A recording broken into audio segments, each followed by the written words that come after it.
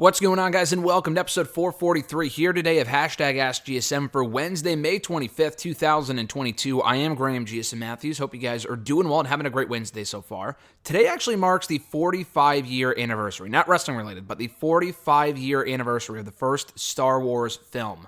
I'm not talking about episode 1, obviously, but episode 4, A New Hope, which wasn't called episode 4 at the time. I've actually been watching, and I think I talked about this a few weeks ago, every Wednesday with Alexis, who has not seen none of the Star Wars films, but especially the early installments and the prequels. I know this is probably blasphemous, but we started watching the prequels first, and I've seen all the movies already, obviously. But on May 4th, I thought it would be a good idea to start watching every Wednesday, have a Star Wars Wednesday, so to speak, before Dynamite, of course. Watch the episode 1, watch the first movie in chronological order, starting on May the 4th.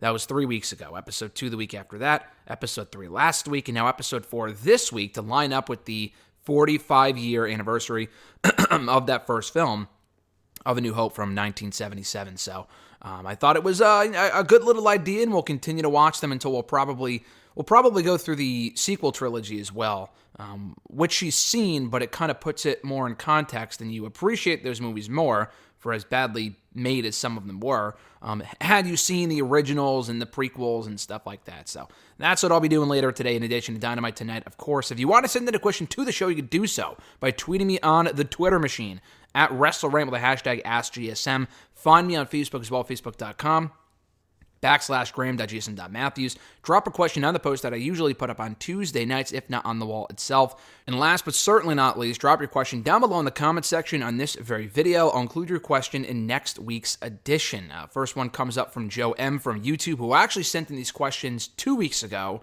For last week, I missed it. I apologize to Joe, but his questions are still relevant, so here they are. His first question was from YouTube. Do you think Danhausen's debut was almost as bad as Karrion Kross's Raw debut?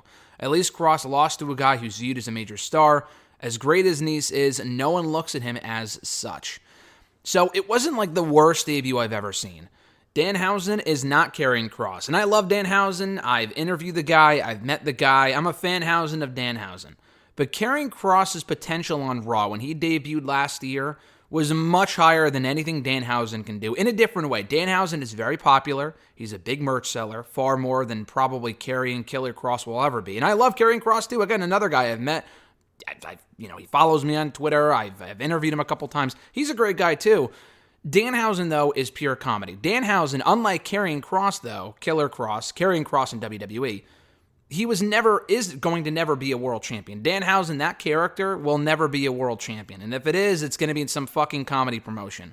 And that's fine. I think Danhausen, for the role that he plays, is perfect. His debut is disappointing because I wanted to see what he could do in the ring. And he's wrestling a Double or Nothing alongside Hook against Tony Nese and Mark Sterling, which I don't really care too much about that. I've talked about this before. I think someone asked a question about this not too long ago. I do think the whole Danhausen Hook thing has kind of hindered Hook a little bit. He was being booked as a badass, and I'm not the biggest hooker in the world, okay? I'm not the biggest Hook fan. But that being said, you got to capitalize off the guy's popularity. Merging one popular act with another, I don't think is always the answer, and I don't know if they're going for like a Team Hell No, RK Bro type thing where it's the reluctant partners and they become friends. I would rather see Hook just, protect Danhausen. I would rather see this program be over beyond Double or Nothing. Hook goes back to doing his own thing. They have the occasional confrontation backstage where he helps him out or makes the save or whatever. Danhausen honestly felt like a better fit in Best Friends, but Best Friends I think is no more. Chris Statlander moved on. Wheeler Yuta moved on. Trent Beretta is now, I guess, reuniting Roppongi Vice. They're contending for the Ring of Honor World Tag Team titles tonight on Dynamite. So Chuck Taylor, fuck off, but Best Friends is over. So I guess Danhausen can't really use them as a vehicle to get on the show anymore. But yeah, the Danhausen debut was disappointing in that Tony Nese is a fucking joke. Listen, again, another guy. I like Tony Nese. He's a very good athlete. He's a nice guy. I met him as well. I could not give two fucks at this point about Tony Nese. And it wasn't even the fact that he was made to look like cruiserweight fodder in WWE, never really got beyond a certain level, whatever. The guy has no charisma. Mark Sterling is a fine manager. I don't really care about him either. So putting those two together, really, to me, is not a money combo. And maybe he can talk for Tony, and that's fine. Tony's not a terrible talker. It's just that he's a charisma vacuum, And he's a good worker, but AEW already has so many great workers that Tony Nese is bound to and already has gotten lost in the shuffle.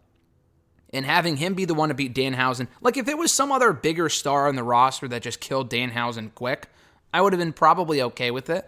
But the fact he got beaten so quickly by a guy that means fucking nothing is what bothered me. The Karrion Kross one was way, way, way, way worse, and the fact that people were trying to defend it at the time was made it even more infuriating, people not realizing how fucking damaging it was to have a guy go undefeated for like well over a year and a half. He was the NXT fucking champion at that point, and then they had him lose clean on Raw in 90 seconds to Jeff Hardy, another guy that would not be with the company 6 months from that point. It was just a complete fucking waste. I mean, they took a guy in Karrion Kross, and they need stars right now on Raw and SmackDown. They fired a whole bunch of them, but they took a guy that could have been a top star on either brand, and regardless of what you think of the guy, you may think he's boring, whatever. He could have been in one of those top spots. Maybe not the guy on either show like Cody Rhodes is on Raw right now, but he could have been an upper echelon, lower main eventer or whatever, upper echelon mid-carder, lower level main event, player, whatever. And they didn't even give the guy a chance. They had him booked to lose his first fucking night in. And the aftermath wasn't even as such as like, oh, he bounced back and all this other stuff. And maybe that was the point some people were trying to make. The debut won't kill someone dead, and it didn't kill him dead. If they had booked him properly beyond that point, he would have been ffine. The fact of the matter is that the debut was awful, and then the aftermath was just non-existent. They did fucking nothing with the guy except for put him in a helmet that looked like Splinter from the old Teenage Mutant Ninja Turtle movies. It looked ridiculous, and the guy was dead in the water, and then they blame him for not getting over, and then they fire him, so that's just what it is. But yeah, I don't really think there's much of a comparison there between the Karrion Kross debut and the Danhausen debut. I was disappointed in both, but for very different reasons.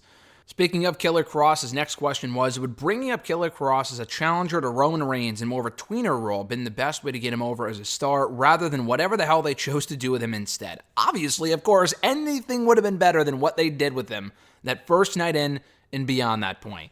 They literally brought in a guy that had a lot of buzz in NXT, had an awesome entrance, he had the girl, he had the entrance, he had the title, he had the undefeated streak in one night. I have never seen, in all my years of watching NXT to WWE and all the various call-ups, I have never seen someone go quicker from being a star to a nobody. From a hero to a zero as quicker as they booked Karrion Kross on Raw. And he was still in NXT at that point, which is what made it even worse. He hadn't even dropped the NXT championship yet. He came out with the NXT title, but the entrance was gone, the girl was gone, and then 90 seconds later, the fucking undefeated streak was gone too. To a guy that, and I love Jeff Hardy, and he was mega over that night, but the problem was that Jeff Hardy, even up to that point, had also been booked like a loser, and beyond that point was also booked like a loser. It's not like they gave Jeff Hardy this renewed push on Raw beyond that. They didn't. They didn't really start to push him again until he got drafted to SmackDown, and by that point, he got fired in December. So, with the Killer Kross stuff, literally anything would have been better than what they did. I would have been interested to see a Killer Kross, or rather Karrion Kross at that point, feud with Roman Reigns, or a Karrion Kross Randy Orton program. I know Orton was very high on Kross. He had tweeted about it drunk one night or whatever on Twitter, like at 3 o'clock in the morning, which was funny. All these other sort of feuds would have been very interesting. They never even gave the guy a fucking chance to get over on the Raw roster. So, I'm not a big fan of just immediately launching people into the spotlight upon their debut. I know they did that with Kevin Owens and it worked. The issue with that one was the fact that they brought him in, had him attack John Cena, and then he beat John Cena, which was amazing, and people will never forget that. But then in the two subsequent matches, they booked him to lose, and then he was right back down to the mid-card and never really got beyond a certain level again. The Cena feud didn't kill Kevin Owens as much as other things did, but it sometimes isn't always the best. And John Cena wasn't the world champion. Roman Reigns would have been, if that's what you're pitching here. Roman Reigns would have been champion if Killer Kross immediately went after Roman Reigns. He wouldn't have won, and then he would have been right back down to the mid-card. So, like I said, anything would have been better than what they did with Karrion Kross ultimately on the Raw roster. What I would have done was build him up gradually with wins and put him in the mid-card mix and then build him up from there. Have him win one of the pointless mid-card championships. Or, instead of, Damian Priest, he was the United States champion.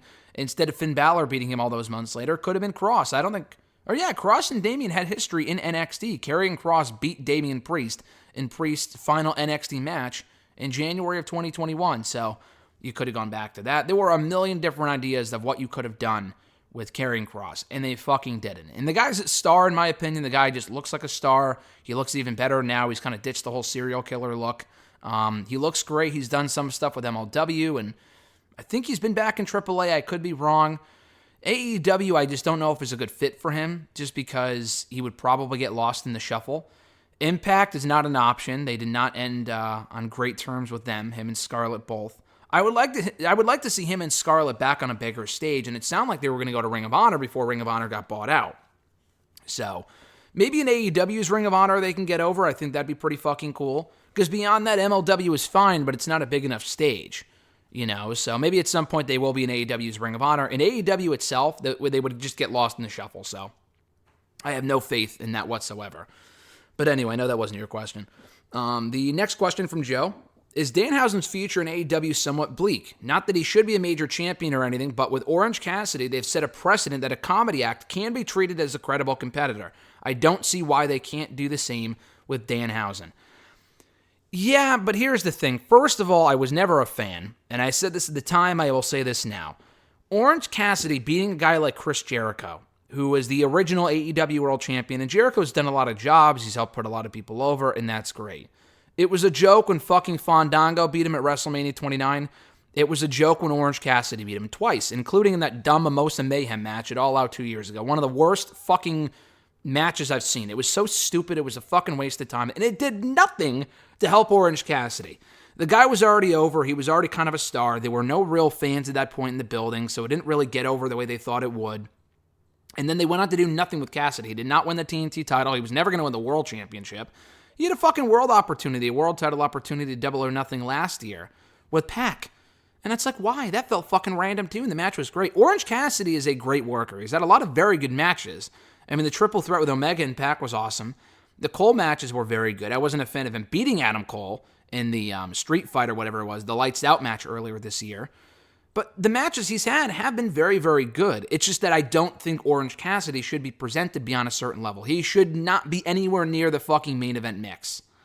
And I don't think Danhausen should be either. I think Danhausen is as a solid mid-card guy, maybe not even TNT champion, because his character doesn't and probably shouldn't be holding a championship. Especially when you have the roster they do in AEW. There are far more people that could use a championship and could be pushed at a certain level beyond Danhausen. So I don't think his future is somewhat bleak. I mean, he's already been over. He's been on TV quite a bit lately. They have the whole Hookhausen thing going on right now, which is, people seem to like it, which is nice. I don't think he's fucked. I mean, if they brought him in to do nothing, that would be a problem. But Danhausen and Orange Cassidy, I mean, yeah, they're both comedy guys, but the thing is, they're both comedy acts. But the thing is that I just don't see them on the same level. I see, maybe just because it is Orange Cassidy, they did book him to look bigger. I don't know. Danhausen, though, the thing is with him, Orange Cassidy, I knew nothing of him before AEW. And, with him and with people, in the matches that he's had and stuff like that, he's been made to look credible. Like, he can look credible in defeat. I don't think him beating people like Jericho and Cole is necessary. But he can be made to look credible in defeat and be booked at a certain level and still be entertaining. Danhausen, I was familiar with before AEW. I watched him quite a bit in Ring of Honor. And the guy had some good matches. I can't remember a single very memorable Danhausen match in Ring of Honor. The guy had some good matches, but it's not really about the match, like the matches with Danhausen. The guy's a good worker, but what's really the best part about him is the character stuff. And Orange Cassidy has some funny character stuff too, but he's the guy that should stay silent. Danhausen's the guy that should be speaking and cutting promos and doing talk shows and interviews and stuff like that because he's very entertaining. His strong suit is on the mic and being a character. Cassidy's a character too, but his strong suit is being in the ring because the guy's a great worker. Maybe not the best in the entire company, obviously, but he can go in the ring with the best of them. But the comedy act is what kind of holds him back from being a bigger deal on the show. And maybe if he ditched the Orange Cassidy stuff, he would probably just be bland, so it doesn't even really matter. So the Orange Cassidy stuff is really what's gotten him over, obviously.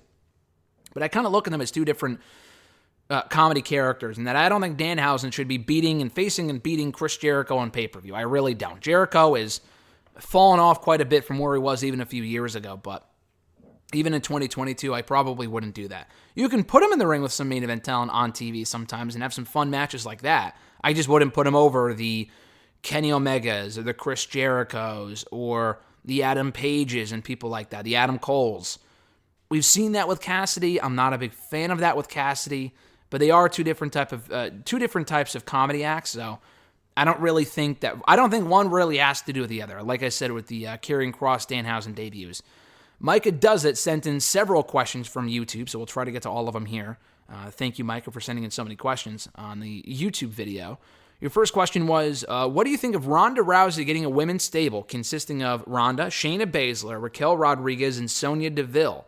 I believe that stable can give the 4 Horsewomen a match at WrestleMania. So that's not going to happen, just because Sasha probably is not coming back. And I could be wrong. She could always resign. She could always return soon. My gut feeling, as I said a week ago, last Wednesday here on the show, my feelings on the matter have not changed. Everything I said in the first 30 minutes of last week's show still stands today. Even after everything that's come out, we've gotten more details. I still feel the same way I did a week ago, and I still assume that Sasha and Naomi will not be back. It's likelier that Naomi comes back, her husband works there.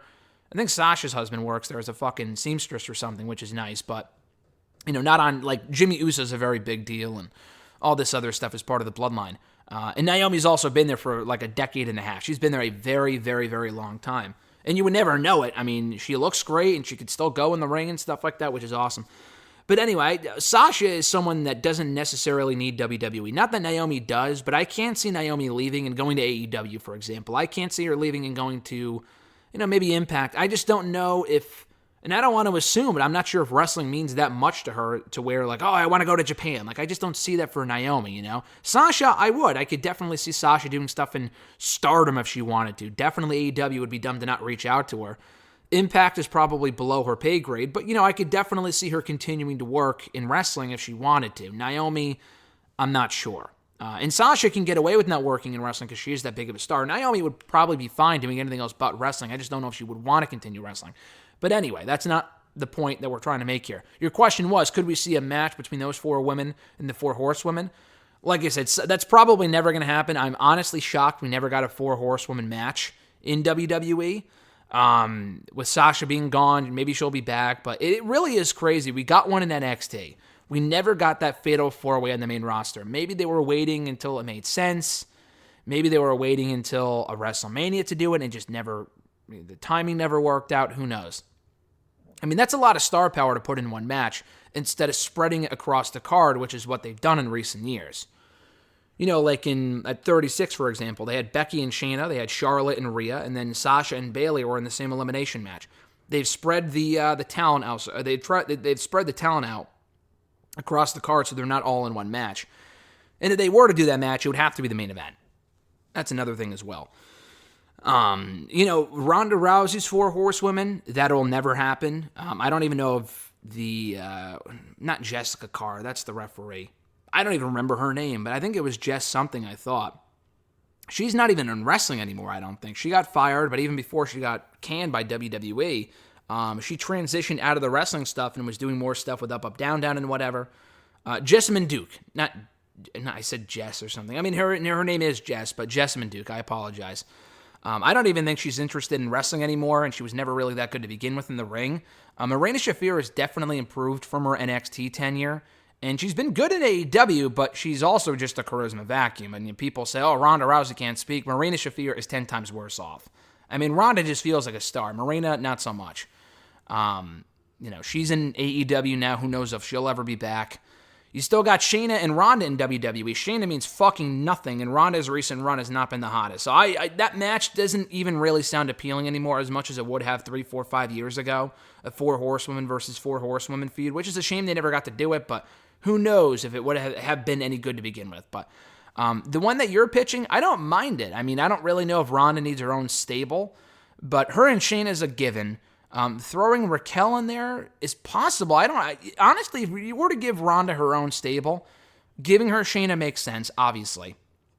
And then Sonya and Raquel, I don't mind that because they're both better as heels. Sonya's got the MMA connection as well, and Raquel is just a beast. So, honestly, I don't mind that idea of a stable on paper. I just don't think we will ever see that matchup because, one, they won't do it. And second of all, I'm not sure if they'll ever give Ronda Rousey her own stable. I don't think Ronda Rousey leading a stable is the best thing anyway. I know Shayna had the 4 Horsewomen behind her in NXT, but they were kind of more lackeys than they were equals. and Ronda is not a great enough talker. Maybe if they had Malcolm Bivens, but he's gone from the company, and they just kind of wasted away any opportunity of that. Maybe if they had Paul Heyman or someone like that, but he's kind of busy with Roman Reigns, so who knows. But bottom line, we will never see that match. I don't mind the idea of the match. It sounds interesting. I just know we'll never see it.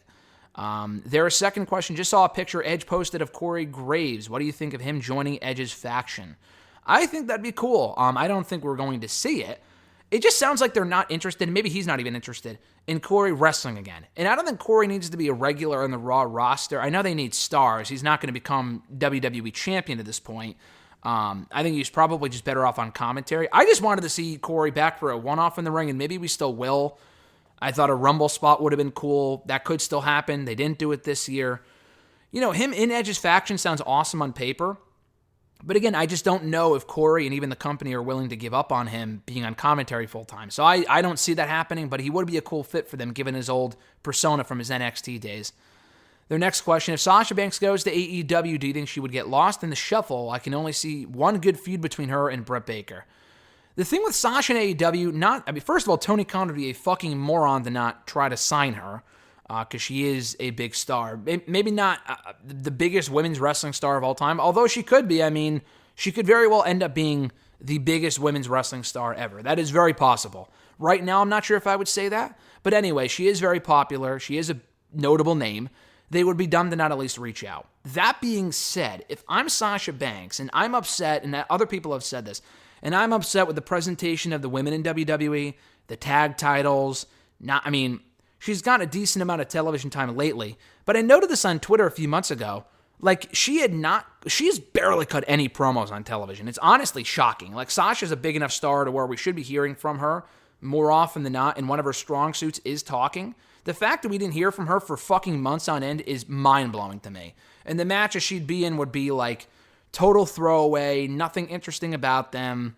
They would be 2 minutes long. They were just treating her like any other woman on the roster, which is not good. They shouldn't be treating other women like that either. But for Sasha especially, it was just kind of astounding, to be honest with you. What makes you think she would be any better off in AEW?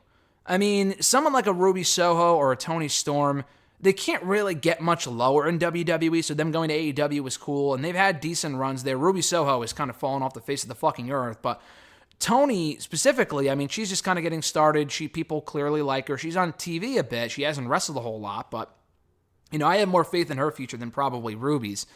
But even still, at least Ruby's gotten more television time and is done marginally better than she was in WWE, where she was just a tag team person, and they literally booked her to lose almost every fucking week. Ruby in AEW isn't that much better, because they have booked her to lose whenever it's mattered most a lot. But she's still on TV more, she's winning more matches, and she seems to be more over, and she seems to be happier. Toni was at the bottom of the barrel on SmackDown, and maybe if she lasted longer there, she stuck around, maybe she would have become a big star. But it's clear to me in that company, and I've said this a million times, they only really prioritize the 4 horsewomen, and even then, you're not guaranteed to be presented a certain way on television. Just look at Sasha Banks. So if Sasha were to go to AEW, where there are no women's tag team titles, there should be no women's tag team titles. The women barely get enough television time. Their feuds are kind of barely developed. Why the fuck would she want to go there? Maybe so she can change the perception of women's wrestling there? I just don't see it. I honestly don't see it. It would be cool to see Mercedes Varnado in AEW and have a couple of good matches with some of the women there.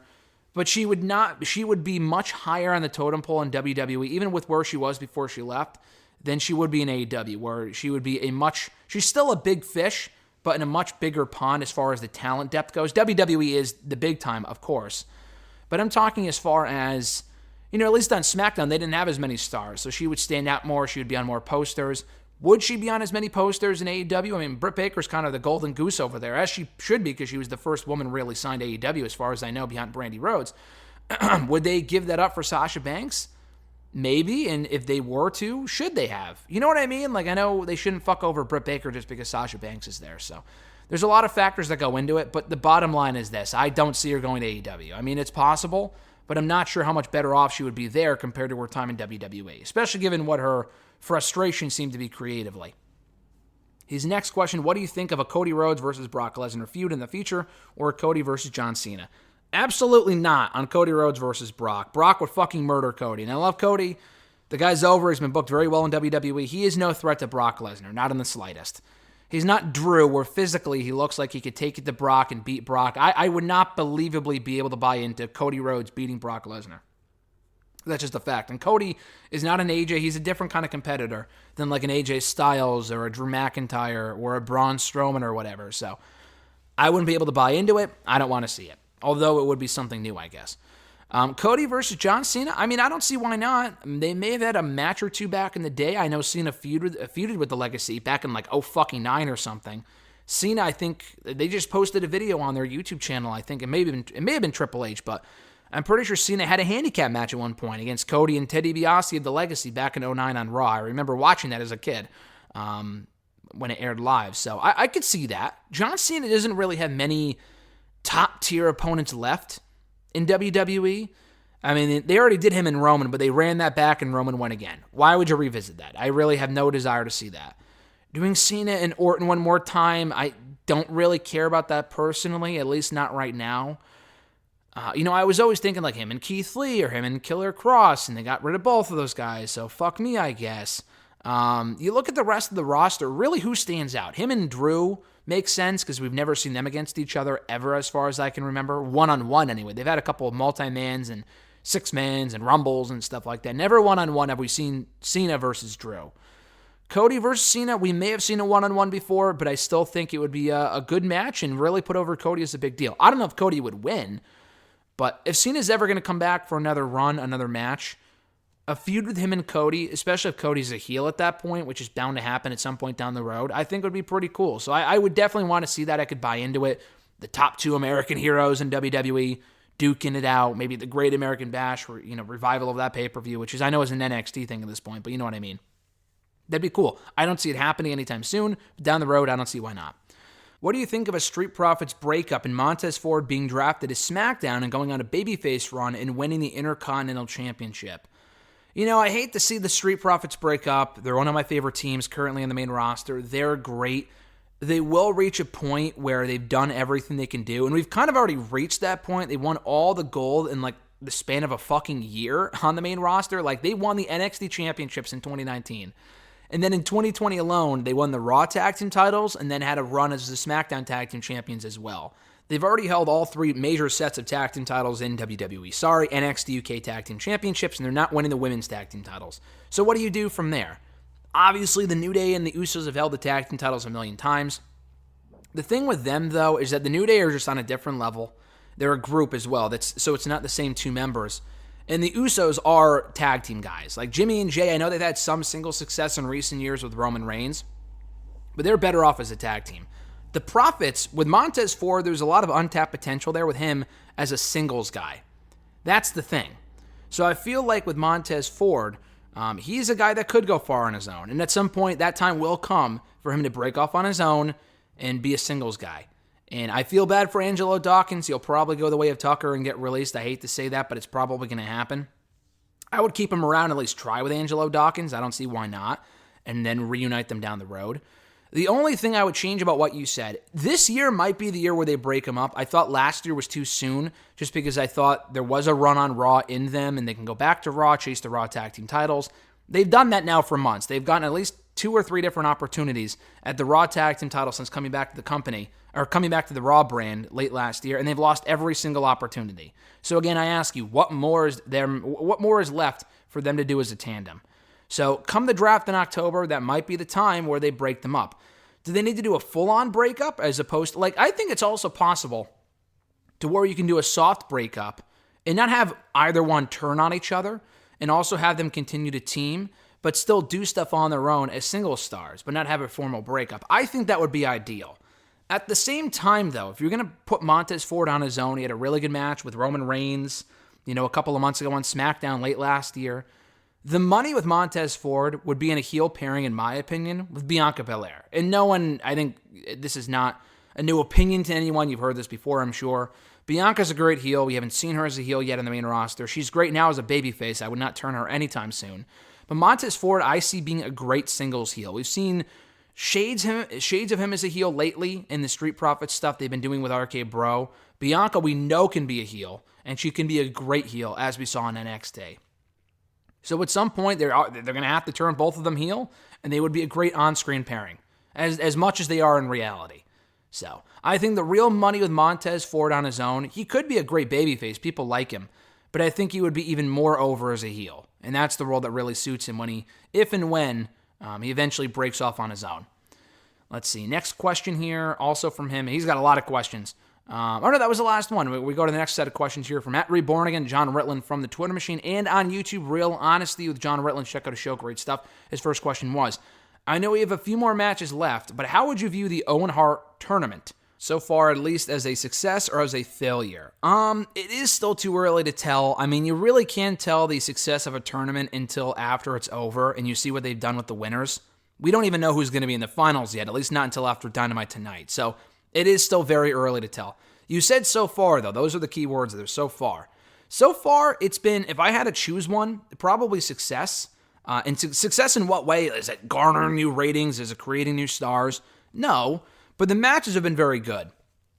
If anything, I would say the Owen Hart Tournament Cups have been more of a success for the women than they have been for the men. The men have been good. That we've gotten a lot of good matches, which is great, but we get good matches on Dynamite every week. It really hasn't furthered many stories. It's just kind of been there.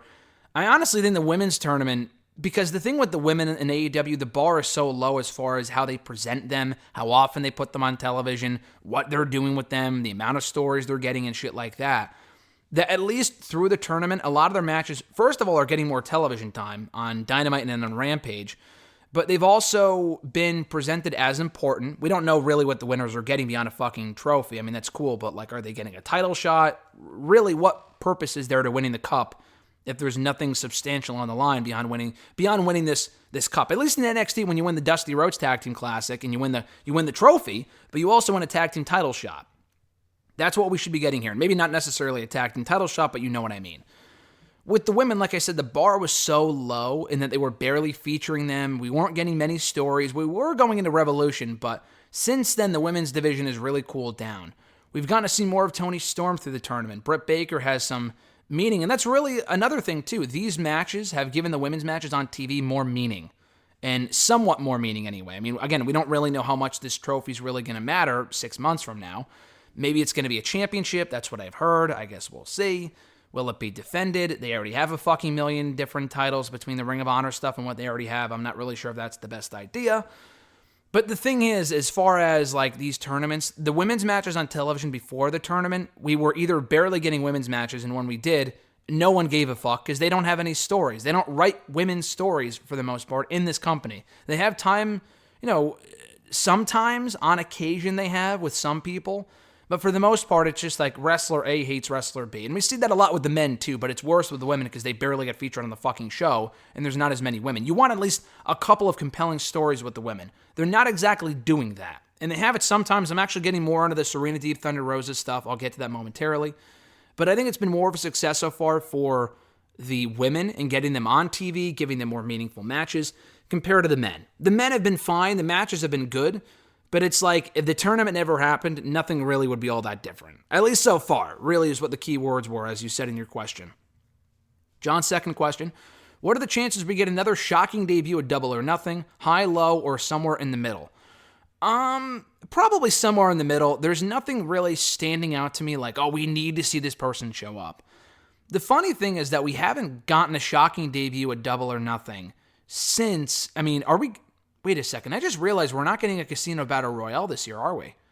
Would this be the first year we're not getting a Casino Battle Royale? I know they did something similar. Did we get one at Revolution? I don't think so. Man, I just realized we're not getting a Casino Battle Royale. Maybe they'll announce one tonight. That's kind of crazy. Usually they announce it ahead of time. That's wild. Anyway, I know they did one the first year. They did one last year. They do one with the women. They did one at All Out in 2019 and 2021. I don't know. That's weird. They may have done a tag team one. I don't fucking remember. I don't really remember at this point. But anyway, the only time we really got a shocking debut at Double or Nothing was with Jon Moxley at the first one 3 years ago. Mark Henry debuted last year. They kind of trotted him out there to do nothing. They just kind of said, oh, he's joining the roster. That was cool. Leo Rush showed up in the Casino Battle Royale. That was cool. And that was it. We haven't seen one since. We haven't really seen a shocking debut other than Jon Moxley. So the only names that really come to mind are Cesaro and Johnny Gargano. And we can get a shocking female debut as well. I don't know where they would fit in, but Someone had pitched to me. This is still possible because I think they're having a match tonight. Tony Storm and Britt Baker to determine who's in the finals of the tournament.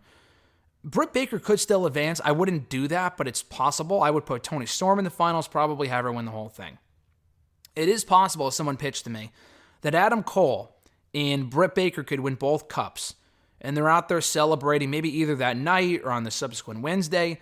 And then out come Johnny Gargano and Candice LeRae. I would not do that. I think that'd be cool, but Candice, I know, just had a baby like 3 or 4 months ago. I'm not sure if she's even ready. I don't know if I would do that necessarily. It's kind of a cool idea, but do you really need to have Britt Baker win the fucking Owen Hart Cup just to kick off a feud with the Garganos? I mean, maybe. I don't know. It's an idea. It's an interesting idea for sure. It's definitely not the worst idea I've heard, but that's possible. That's really the only two major shocking debuts I could say would be Johnny and Cesaro. Maybe there were other people pitched for the Owen Hart Cup that I'm not thinking of, but they already got Bryan Danielson, they got Adam Cole, they got Sting, they got Punk, they got all these other people that have debuted in the last year that I'm not really sure how much higher they can go. And maybe a Gargano could be in a Casino Battle Royal, or a Cesaro, or Miro could come back. You said debut, though, not a return. They like to have their surprises at these pay-per-views. At Revolution, we got Swerve Strickland and William Regal, which were two great pickups for them. We could see at least one. I'm not sure really who it would be, though, like I said, beyond Gargano and Cesaro. So, like I said, I'm not banking on a shocking debut, but I'm not saying it's completely impossible either. So, to answer your question, probably somewhere in the middle. His third question here. So, this Bobby Lashley versus Omos feud isn't going very well, is it? To me, they just don't click, and the matches have been a chore to view. It hasn't been awful. I think there's worse feuds right now in AEW too, but in WWE than the Lashley-Omos stuff. It has been far from great. The matches are not great. But I will give them credit. The matches could be far worse. The WrestleMania match was exactly what it should have been. The WrestleMania Backlash match, which was even better than the Mania match, was exactly what it should have been. Even the Steel Cage match was fine. It was okay. Omos has not been awful in this feud. Putting him with MVP was the best course of action. MVP's a great talker. Omos cannot speak, or at least they won't have him speak normally. I mean, I've talked to the guy in person before. The guy can speak perfect English. They just don't want him to cut promos on TV, I guess. I don't know, as a normal person. We saw that with Veer Mahan on Monday. I'm sure the guy could speak perfectly normal English, but they give him a fucking cartoon villain voice for some reason. Anyway, the feud's been fine. I care a lot less about like the Corbin Madcap shit. I really could give two fucks about that. I could give two fucks about the New Day versus the Brawling Brutes over on SmackDown. At least the Lashley Omos stuff, the matches have been fine, and it makes sense in that Lashley wants revenge on MVP for MVP turning on him on the Raw after WrestleMania. So, the feud's been okay. It's kept Lashley busy. We get Lashley back a lot sooner than we thought we would. We thought he wouldn't be back until the summer, and he came back right before WrestleMania, which was awesome. It's not getting Omos over, but the whole thing is I don't really want Omos to go over in this feud. It really should be Lashley picking up the win and then going on to challenge Roman Reigns. I could give two fucks about Omos breaking off on his own and becoming this championship challenger. That's just not necessary. It really isn't. So, again, to me, the feud's been fine. It has not been my favorite thing on either show, but there are far worse feuds right now in both companies than what we're getting right now with Lashley and Omos, which to me is just kind of there and somewhere in the middle to steal from your previous question. At noob_n_co 1991, their first question was, what are your thoughts on the segment regarding the TNT title being destroyed on AEW Rampage on Friday? That moment is pretty much the straw that broke the camel's back. I have zero faith in Tony Khan and AEW after seeing the TNT title destroyed. I had no issue with it. Listen, they've been carrying around the two title belts for fucking months. For what? For what reason? Sammy Guevara unified the two teams. I mean, the whole interim TNT title thing was fucking dumb anyway. But then he had the two title belts, and then he continued to hold them for as long as he was champion. Scorpio did the same thing. He gave one of them to Dan Lambert. That was stupid. Honestly, I think what was more of a disgrace to the TNT title was talking about what Sammy and Ty did to it when he was champion the first or second time, the third time, the fifth time, I don't fucking remember. But the whole implication of what they were doing with that championship and the fact that was the same title belt, I think, that Brody Lee's son had held, not won, but the -1. I don't think it was the same exact championship, but like in theory, it was the same title. Maybe not the same belt, but it was the same title. The same title they honored and respected after Brody Lee passed a few years ago is the same championship. Again, maybe not the same belt specifically, but the same championship that is now the worst part of AEW programming right now. This Scorpio Sky, Sammy Guevara, Ty Conti, even now Kazarian bullshit has been fucking terrible, and it doesn't even make any sense. There is not a single likable person in that feud. It seemed like Frankie Kazarian, he was helping fucking Sammy destroy the title belt on Friday's Rampage. So how is he a babyface now? And now he's aligning with Sammy Guevara? Give me a fucking break. Give me a fucking break. The whole thing fucking sucks. I didn't lose faith in the company over that. It didn't bother me they destroyed the championship. Very likely that was the replica title they were using as the interim championship originally. I don't think it was the belt that we had this entire time or that they debuted a year ago or whatever. In place of the Brody Lee one that they gave to his son. I don't think it was that same championship. I don't really care about them destroying the championship. They already have another one. It wasn't like they destroyed both belts or whatever. The title's not going anywhere. But the replica one being destroyed, who cares? His second question was, do you think that WWE will hold a tournament for the women's tag team titles, and who will win the women's tag team titles? I think it already has bad idea written all over it, and some fans want Becky Lynch and Asuka to win the titles. Like I said, bad idea written all over it. I mean, I don't know what part of Twitter you're on. I have not seen a single person say they want Becky and Asuka to win the tag team titles, and I sure as fucking hope they don't. I really have no desire to see that whatsoever. Zero. We have seen the whole dueling partners bullshit. We've seen the whole, unlikely allies shit as tag team champions, even with Asuka. She did it with Charlotte Flair a few years ago when they won the championships for a fucking month, and they were already teasing tension a week or two after they won the titles because they were building them facing each other, and they never got around to it because the whole thing with Charlotte happened and she wasn't even at WrestleMania. So they've already done this before. They've done it before. They did it with Shayna and Nia Jax and all this other bullshit. I have no desire to see that at all. No thanks. This tournament for the women's tag team titles, I mean, you said, should they hold one? I mean, they said they would unless they go back on it, which is very possible. I think they will. And I said this from the beginning. People are saying, oh, they have no teams. You're right. They have no fucking teams. But how many teams do you expect to be in this thing? They said tournament. They never said how many teams are in the tournament. I knew from the single second they announced that there would be a 4-team tournament. Not 8, not 16. They don't even have 32 women, I don't think, between Raw and SmackDown. That's just not possible. They might include NXT talent, but I honestly assume it's going to be a 4-team tournament with Shayna and Natalya, not Nia. God, I fucking hope not. They wouldn't bring her back. Doudrop and Nikki Ash. And the whole thing with Carmella and Zelina, yeah, they broke up on the Raw after WrestleMania. Carmella disappeared. There was zero follow-up. They came back a couple of weeks later when Carmella returned from her honeymoon, and they were aligned at that point. And Becky Lynch, or Sonya rather, was talking shit to him and slapped him backstage or whatever, maybe specifically Carmella. I don't know about Zelina. But they were aligned at that point. They had no fucking issues. So again, I ask you, this whole breakup with them, did it even happen? Was it a fucking pipe dream? Did it even happen? So I think they'll probably put them in the tournament. That's 3 heel teams right there. They need a 4th. I guess they could put Toxic Attraction in there, but that's another heel team. Do they care? Probably not, but they'll probably find a team to put together like Xylee and Shotzi. Again, another heel fucking tag team. Liv maybe with Dana Brooke. God, I hope not. Probably Dana Brooke and Tamina because they've been involved in the whole 24/7 title stuff anyway. That just sounds terrible on paper, but no, that's what I assume they're going to do. I don't know who's going to win the whole thing. I really don't care. I would use this as an opportunity to get rid of those tag team titles. They mean nothing. They've never meant anything, and they will never mean anything. Not because they are a waste of a championship, but it's because WWE will never treat it as a true priority. They do not give a fuck about the women's tag team titles. Crowning new champions, putting them on Sasha and Naomi, it will not matter. They just don't care about those championships. They were never really a good idea in the first place if they weren't going to have a surplus of women's tag teams. They did for maybe 6 months and they thought it was a good idea. They don't anymore. They don't have any women's factions anymore. No one really gives a fuck. Just get rid of them. I know they said they were going to have a tournament. I would just retire the damn things and move on, but that's just me. Their next question, your thoughts on the new Thor Love and Thunder trailer this week, and what do you think of Christian Bale as Gore the God Butcher? Also, who are Lady Death, Eon's Eternity in the Tribunal? We know the Watcher played his role in the MCU. How do the others play a part in the MCU? I don't really know anything about Lady Death. I know that has to do with Thanos, and Thanos wanted to impress her. They didn't go that way in the MCU, though.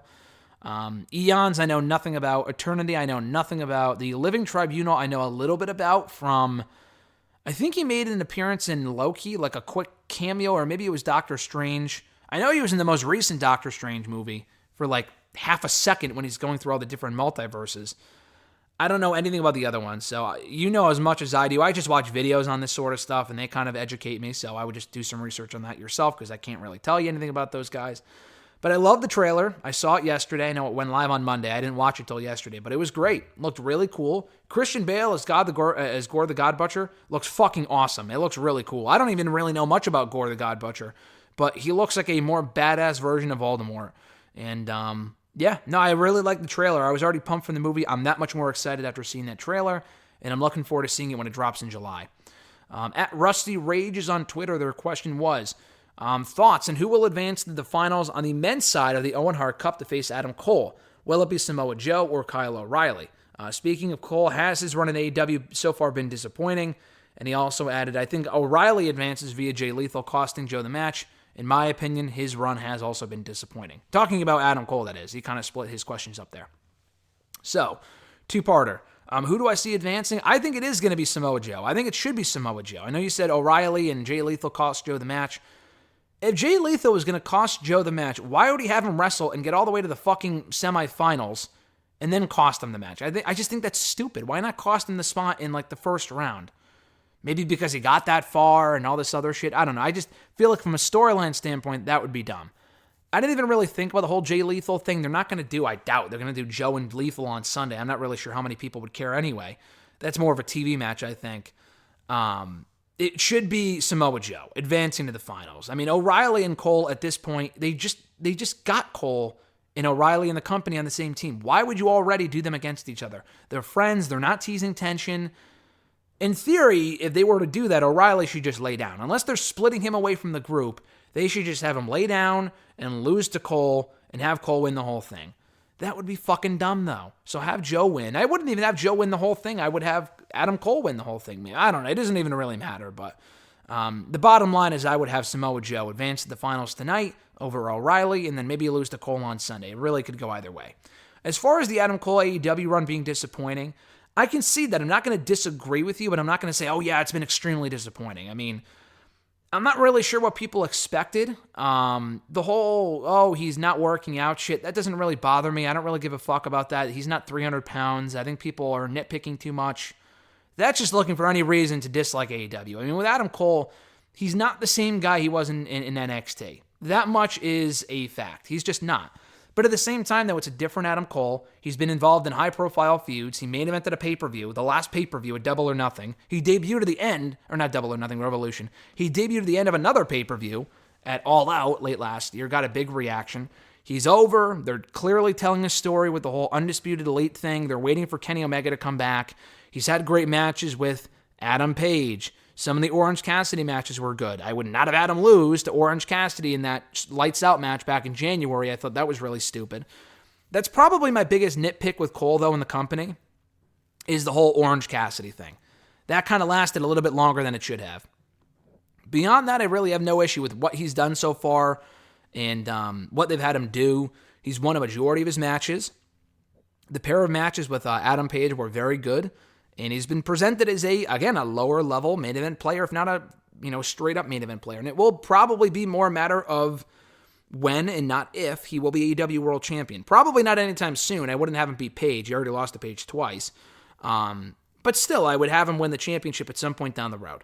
He is a much, smaller fish in a bigger pond here. In NXT, he was the guy because it was fucking NXT, and it's a much smaller show.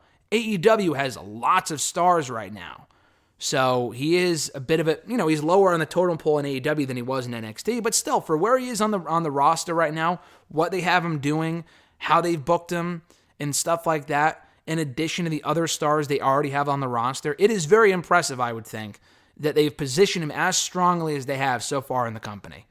If you don't like his run, that's fine, whatever. I don't really mind. I've enjoyed it. It's not been, lighting the world on fire. I don't think he has the most momentum out of anyone in the company right now. But still, I think they've booked him well, and he's had stories, and he's had a logical progression of his character since arriving, which I could say more for than probably anyone else on the roster right now. I can say more about Cole than I can for like a Malachi Black, who I love, but they're doing a lot of fucking nothing with him right now as part of the House of Black. I love the faction, but they've done nothing with them. They've done absolutely nothing. So, I don't know, man. It's just weird. It's very weird. So hopefully, at least with Adam Cole, though, like I said, he has direction and he's been involved in a lot of note. So I wouldn't say he's been buried by any means. I know that's not what you're saying, but I wouldn't say his run's been disappointing either, in my opinion. At Iwagu91, their first question was, your thoughts on how Gunther has been booked on SmackDown thus far? I mean, he's been there for a month and a half. It's better than what they did with Karrion Kross. And like I said earlier, that's kind of like the benchmark as far as, all right, is it better than Kross? Yes? Okay, then it's been good.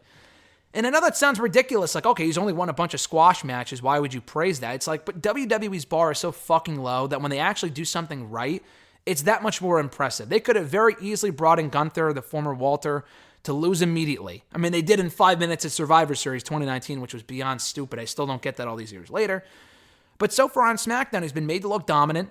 He's not exactly getting over, I wouldn't say, but it's going to take time, I think, to get people in the audience used to Gunther, used to Walter. It looks like he's being primed for a shot, if not just a flat-out run, as they should be, with the Intercontinental Championship and having him beat Ricochet. I'm looking forward to that match, and why not give him the title? Ricochet has done next to nothing with that championship. Not that Gunther's going to be this great champion, but you might as well at this point. You might as well just give him the fucking title. So yeah, he's been booked well. So far, so good. They probably will fuck him up at some point, feed him to like a Drew McIntyre, and they never care about him again. But hey, that's what I would do. I would build him up. Not what I just said and feed him to Drew and then never focus on him again, but I would build him up gradually, continue to give him wins, give him the Intercontinental Championship. And he's a guy, if you book properly, could be a main event player on that show. But time will tell if they actually go that route, though. His second question, did you think William Regal would be a lifer? Did I think William Regal would be a lifer in WWE? Of course. I mean, who didn't? Who would ever imagine WWE being dumb enough to let go of William Regal from that company? I mean, that is still one of the stupidest decisions and one of the dumbest, mind-boggling releases in the last 2 years. I mean, that to me just makes absolutely no sense. Daniel Bryan said as much. I talked to him the other day. Bryan Danielson for an interview, dropping, I think, tomorrow, actually, here on the channel. Cheap plug. That's coming tomorrow. I asked him, like, would you have ever imagined working on TV with William Regal again? And he said no, because I imagined they would never let him go, and they did, which is crazy. But, yeah, no, I never thought he would leave, and it really stunned me they let him go, and I still don't understand that all these months later. Your thoughts on the Briscoes competing on Impact Wrestling? It's been cool. They have a good division over there. They have a great thing going, does Impact. They have a lot of awesome talent, more than people probably realize. The product, week to week, is some of the best wrestling all week, in my opinion. The Briscoes are now a part of that. They're going to have a couple good matches going forward with a variety of teams. Maybe at some point we get to see them in the Motor City Machine Guns. I think that'd be awesome. But yeah, they're already the Impact World Tag Team Champions. They won the championships back in Under Siege earlier this month. So already another notch under their belts, which is pretty cool. But yeah, the Briscoes being an Impact is a great fit for them. They would have been cool in AEW, but apparently AEW wants nothing to do with them. I guess one of the higher-ups at Warner Media doesn't want them on TV for Jay Briscoe's past remarks. Whatever. I get it, but whatever. They went to Impact instead, and so far they've been great. Their last question here, besides the Streak versus Career match, which match in the WWE do you consider to be the best of 2010? That's a good question and an easy question. Any other year, I would have to struggle thinking, all right, what matches happened that year? I remember this one very specifically, and I think you've probably asked me about this match before, so this probably wouldn't come as a surprise to you, at Iwagu91. But the Daniel Bryan versus Dolph Ziggler match from Bragging Rights, that was 2010. I almost said 09. It was from 2010. And I remember that being one of the best matches of the year because WWE.com, they do that list every year. Oh, the best matches of 2010, 2015, 2021, whatever. And that one, I don't know if it was number one. I don't know if they would have put Taker and Shawn at 2, but I'm pretty sure this was 2. I remember that, and I'm thinking, wow, I agree with that. That was an amazing match. And if you watch it back now, and you're probably thinking I see that regularly on Dynamite now, but in WWE, we weren't getting instant classics every week. It was a weird period where they weren't really featuring or focusing on the wrestling, and the creative stuff wasn't great, so we were left with a lot of, shit. And it wasn't even really a feud. They just had a match of Bragging Rights that year, where that was when they were doing the whole Raw versus SmackDown bullshit, which they do now at Survivor Series. And Daniel Bryan was the U.S. champion, and Dolph Ziggler was the Intercontinental champion. They had a match, and it was fucking great. It was their first match. They had a rematch, I think, on Raw the next night. That was also very good. But the best of that trilogy of matches they had was on Bragging Rights, and it was great. So probably that one. At Kyle Rochelle 19 from Twitter. What is WWE doing with Bianca Belair? She's been an afterthought since WrestleMania. The feud has been between Becky Lynch and Asuka. Bianca gets great reactions and people like her as I do, but she seems cold right now. Why is that? I don't know if I would call her cold because she's still getting great reactions, but then again, I guess you could say the same thing about Adam Page. They just don't really have a set feud for her right now, which is the problem. The Sonya stuff lasted, 2 or 3 weeks? That was shaping up to be a really good feud, and then they just kind of cut it short almost immediately. And the Asuka and Becky stuff, you're like, oh, well, the feud's between them. That's because the feud is supposed to be between them. That was not supposed to be the original plan, was to do Bianca and Asuka and Becky in a triple threat. Although that does make sense now, because Naomi and Bianca would have been very random. If that was the reported plan before Naomi and Sasha walked out last week. But again, that would have been, this might even be better. It kind of came together on a whim, the way they booked it and whatever, it was lazy. But with Naomi and Bianca, it would have been a fun match, but how much of a feud would that have really been? They're both baby faces. They're not going to have this great feud when Naomi's on SmackDown and we know she's not going to win the title. They need to give, they need to give Bianca more of a direction as champion. The same way they did for Becky. Becky, month after month, was having some really good feuds. Even the Doudrop feud was fine, but the Liv Morgan feud I thought was great. They had a really good feud over the Raw Women's Championship. The Bianca feud was really good going into WrestleMania, I thought. The Lita feud was great, so they gave her a consistent direction as the Raw Women's Champion. We need that for Bianca. The Sonya stuff lasted way too quickly. And now, to be fair, this kind of came out of nowhere, but because of the whole walkout. But then again, Naomi and Belair also would have come out of nowhere. So whatever, but yeah, they need to kind of heat her up again, have her cut more promos, which she has been. She's been talking in promos backstage, which is great.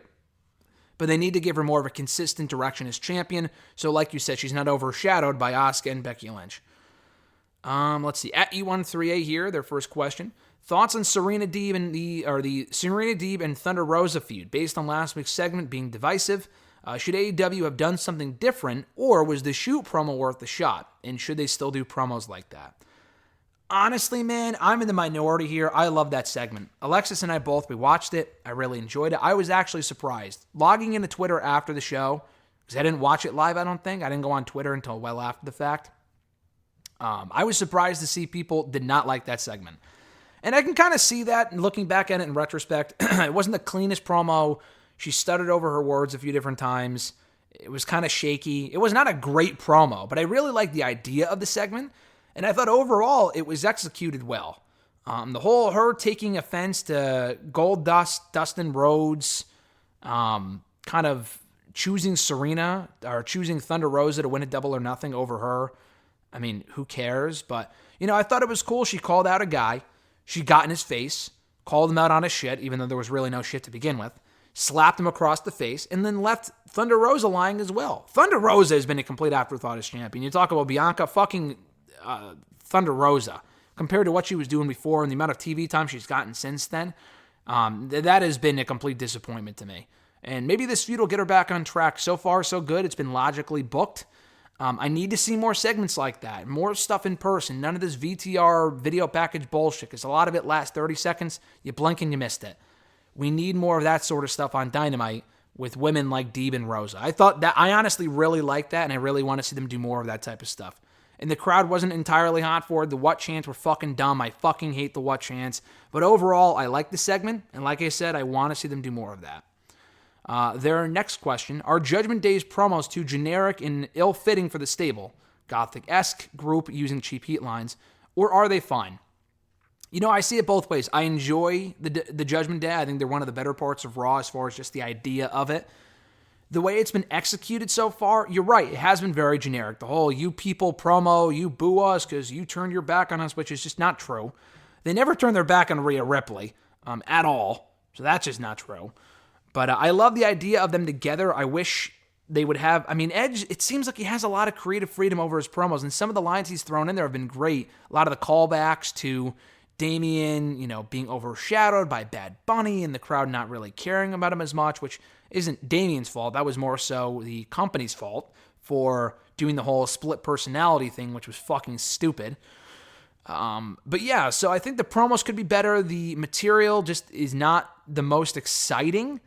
And you know what? I'd rather take that, though, than the supernatural bullshit from what it looked like they were going with when Damian faced AJ a few weeks ago. That was stupid.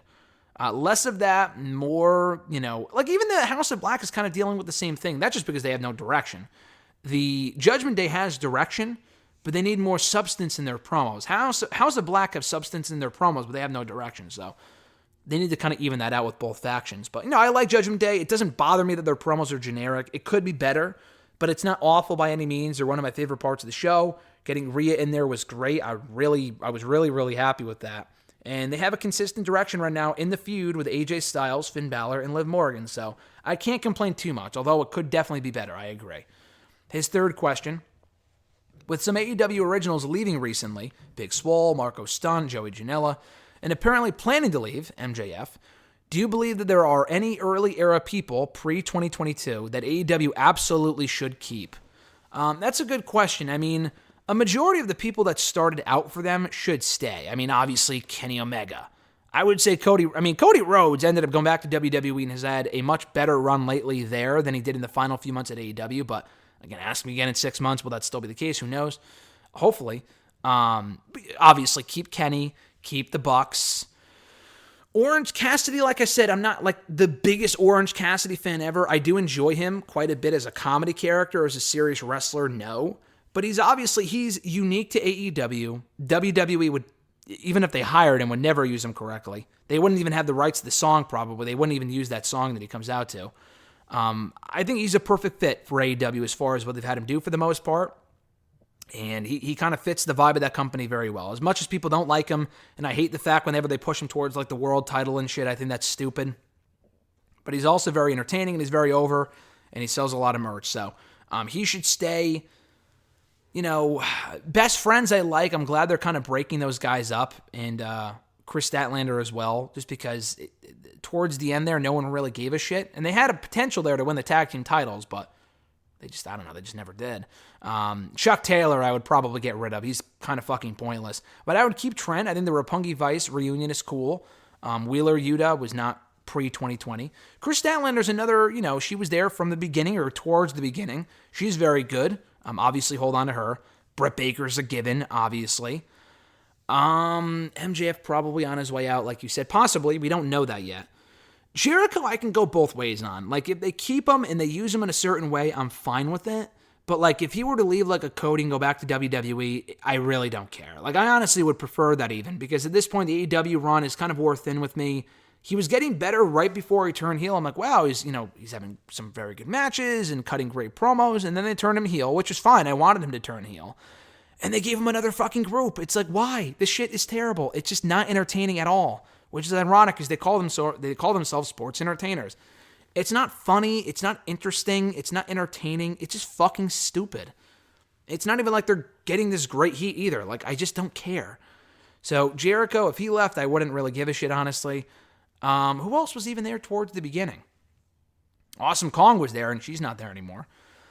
I'm trying to think back at the initial Double or Nothing from 3 years ago today, by the way, which I was there for. I was there 3 years ago today, and it was a great show with Mr. Marceau. Who else was on that show? Best Friends. Dark Order actually debuted that night. Stu Grayson and Evil Uno. Stu Grayson is gone. I would have kept him over Evil Uno, and I like Evil Uno, but the Dark Order shit has got to fucking go. I mean, they got to break those guys up, start nitpicking who they want to keep. Not like fire them, but like let their contracts expire, because the group itself at this point is just fucking stupid. I would push certain people like John Silver, but then people like fucking Evil Uno, maybe you make him a manager. I don't know. Like, take the mask off of 10. Alan Angels is good.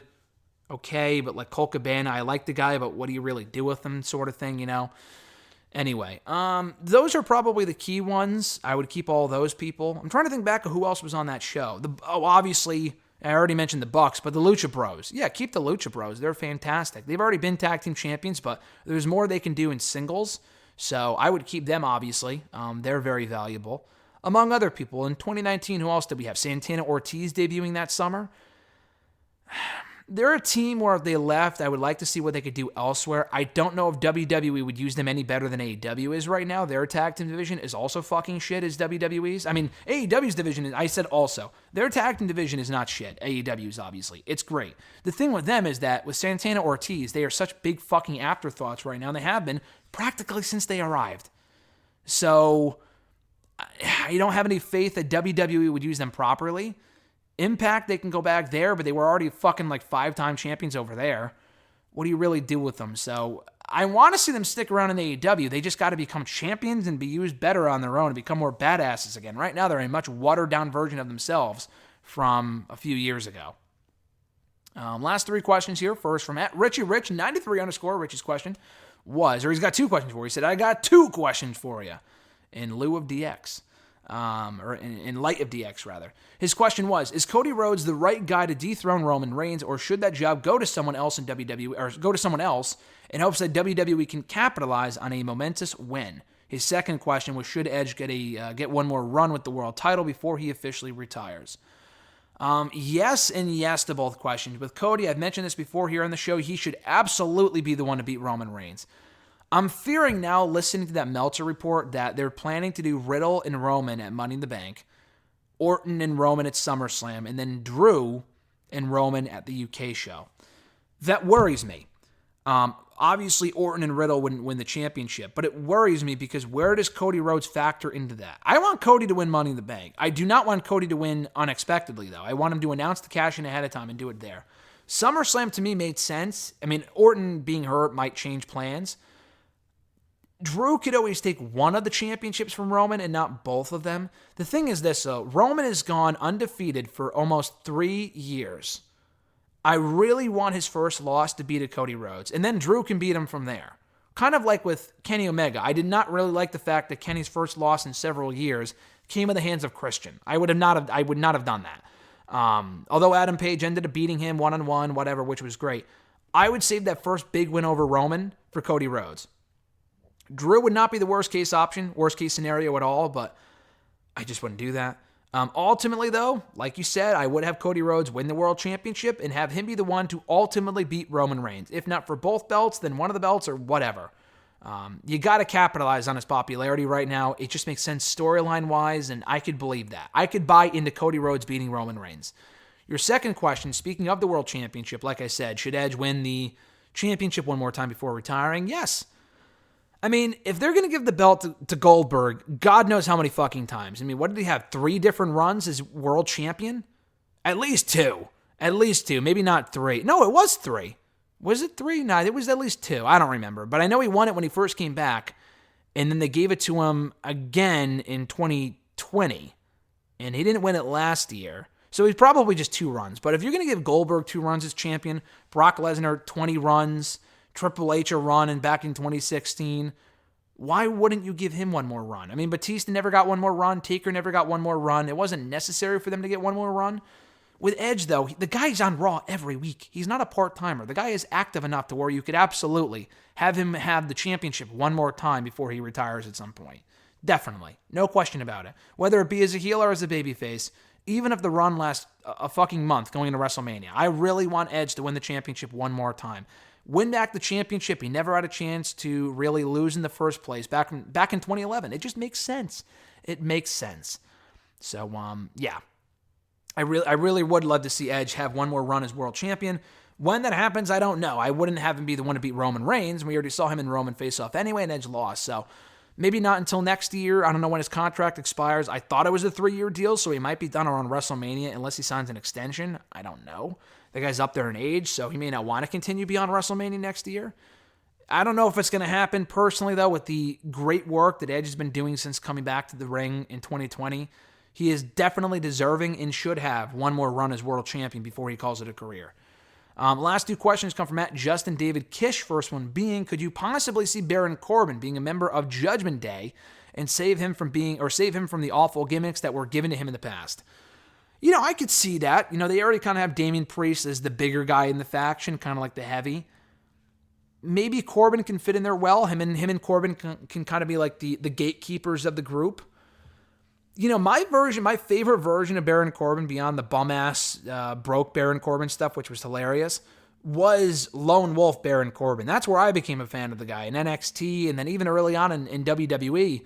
I thought Corbin did some great work in 2016 and 2017. Those were probably the best main roster years of Corbin's, the best years of his main roster run, were 2016 and 2017.